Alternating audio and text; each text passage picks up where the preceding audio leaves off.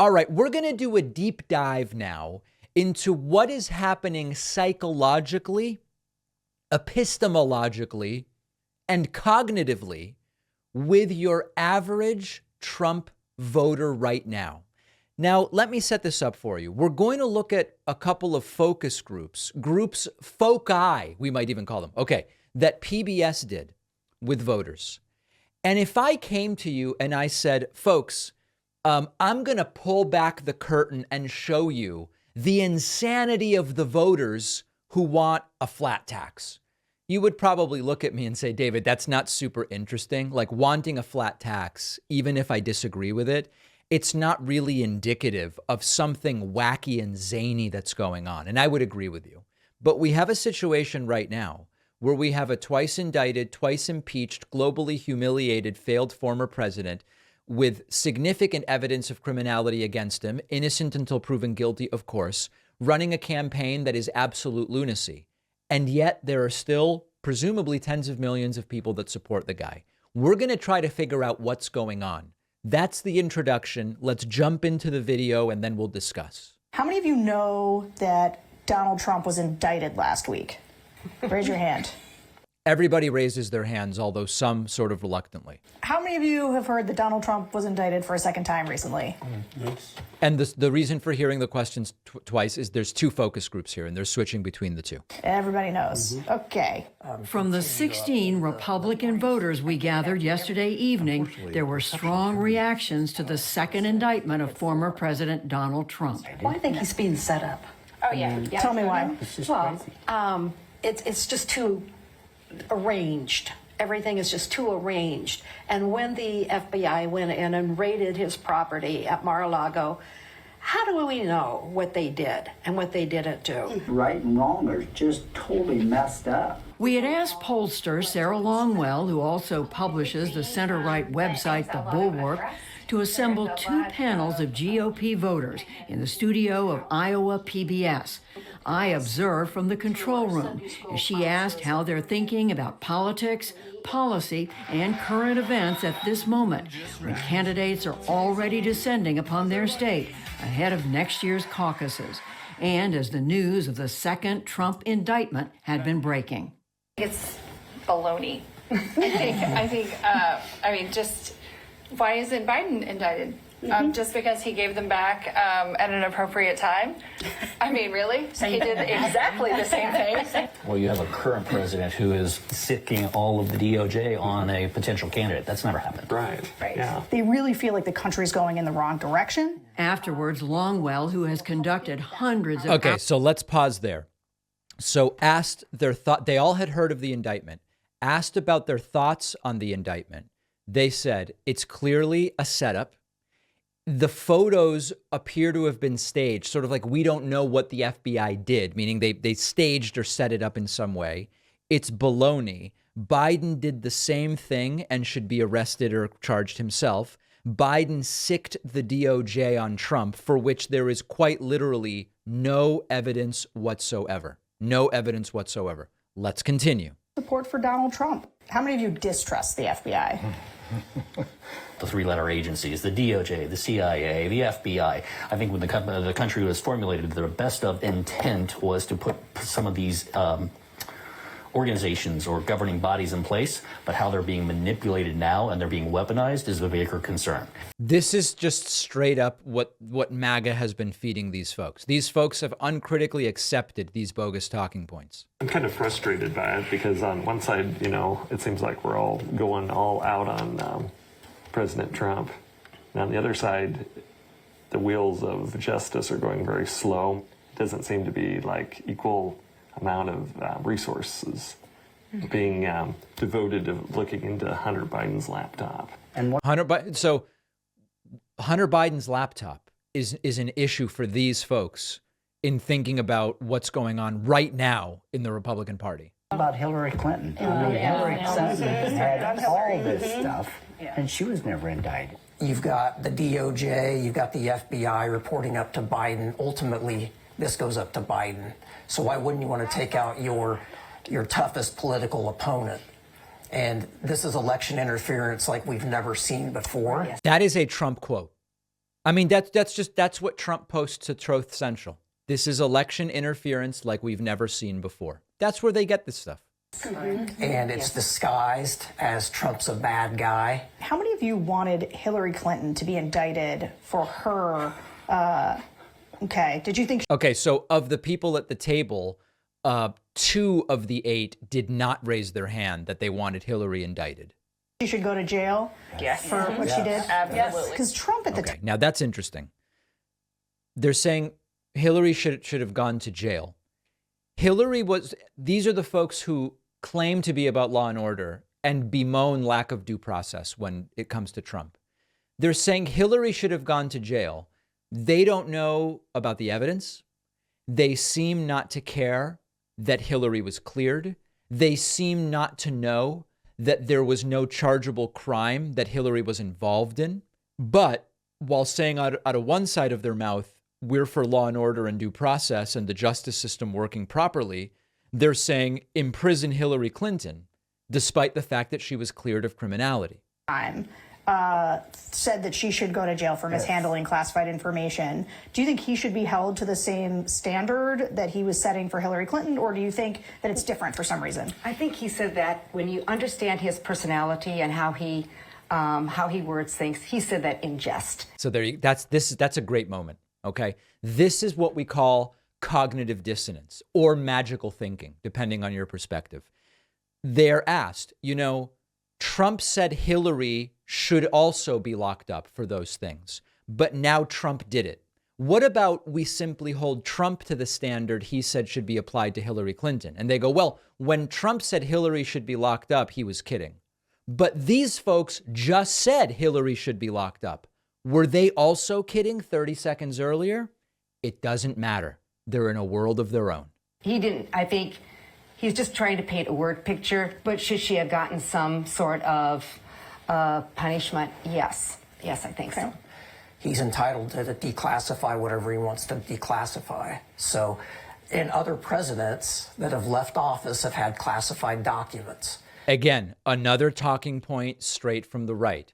Trump is entitled to declassify things. Trump admits in audio recordings he didn't declassify those things. The actions for which Trump has been indicted took place after he was president. When we talk about Obama or Bush and their documents, they arranged with NARA to temporarily store documents in specific places, disclosing where that was on a temporary basis until they could be permanently located either at presidential libraries or other places.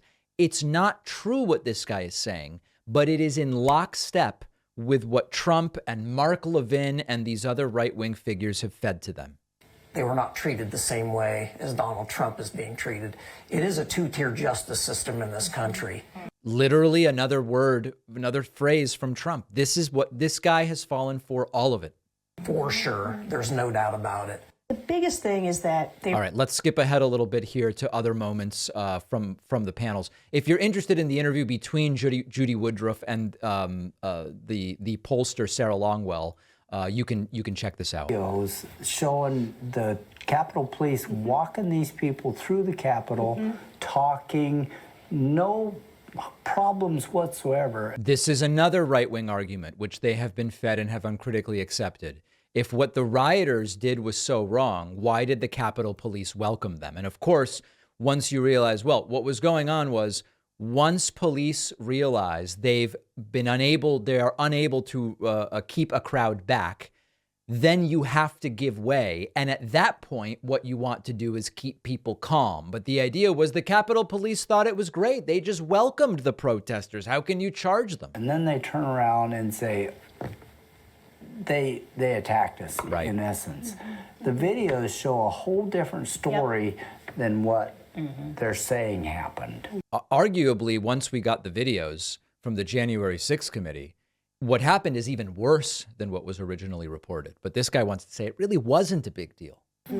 I personally don't think that he was calling people to do I watched what he said and everything, and he didn't say anything to me in watching it that was you know, oh yeah, he's telling them to go and like storm the Capitol, you know, like I personally didn't feel like that, that what he was said was so inflammatory that he was just trying to like, you know, tear the country apart. They're still arresting people too. He quite literally was trying to overturn the results of an election he lost. If that's not an action to tear a country apart, I don't know what is. 2 years since it happened. He loves this country. I can't believe that somebody that loves this country would want to cause people to fight like that. And he's against wars. Well, he's not the typical politician, and his words aren't what we call polished. And he just blurted out.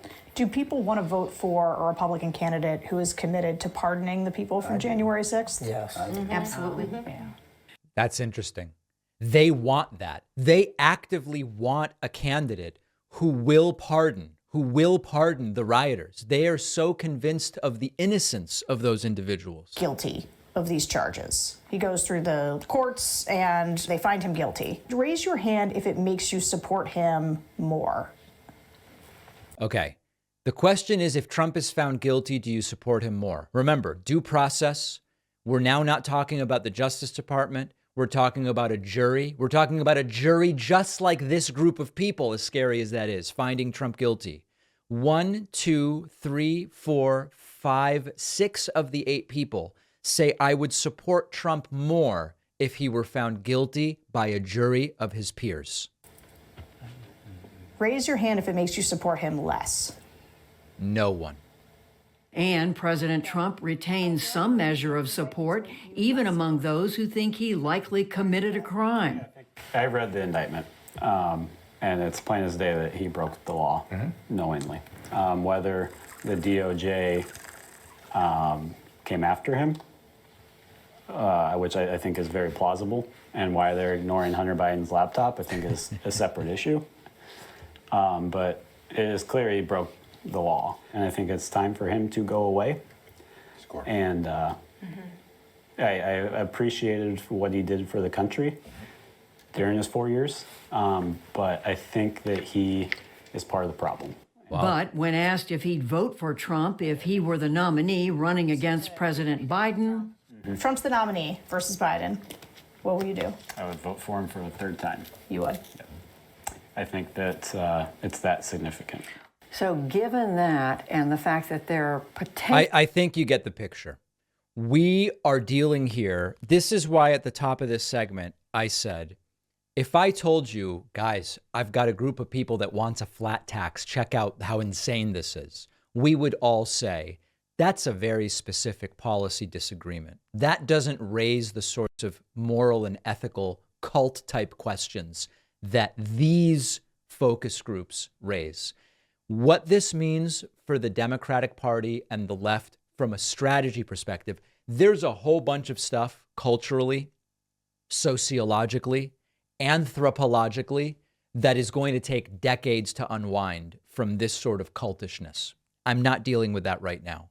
What this means from a political strategy standpoint, as I've said before, is that it is not worth the time to try to convince these folks of anything. The right way to invest time and resources for Democrats that want to win is to work on just getting the vote out from those who would otherwise stay home that are as horrified by this stuff as we are. In a country with a 50 to 60% turnout rate, you don't need to convince those people. You just need to find folks and say, you're not voting? Well, then one of these people in the focus group is going to have a say in how the country is run instead of you. And if that doesn't motivate more people to vote, quite frankly, I don't know what would. Make sure you're subscribed to our YouTube channel. We had a forensic audit done of the YouTube channel last month. We looked for bamboo fibers, barbecue sauce, all sorts of stuff all over YouTube subscriptions. What we found was that last month, more than 3 million people watched our videos and did not subscribe. If just 10% of those folks were to subscribe, we would get to our 2 million subscriber goal overnight. Help us get there. Hit that subscribe button. We'll take a quick break and be back with so much more. One of our sponsors today is Relief Band. Relief Band is the #1 FDA-cleared anti-nausea wristband, clinically proven to effectively prevent nausea and vomiting. Relief Band is a type of therapy called transdermal neuromodulation accustimulation. And in really simple terms, it's just a band you wear on your wrist that sends a gentle pulse to the part of your nervous system that regulates nausea. And there's been growing research showing that Relief Band can help with nausea from motion sickness, from pregnancy, and from all sorts of other situations. And a number of studies suggest Relief Band can help with nausea after surgery in conjunction with medication. Many people use Relief Band for nausea from anxiety or migraines. When you feel sick on a car or plane or a boat, it's simple, it's safe, it's drug-free, and there are no side effects. Relief Band has an A+ rating from the Better Business Bureau with over 100,000 satisfied customers online. It's just a brand you can trust. You can go and read the reviews. Let Relief Band help you make nausea a thing of the past. You'll get 20% off plus free shipping when you go to reliefband.com and use the code PACMAN at checkout. The link is in the description.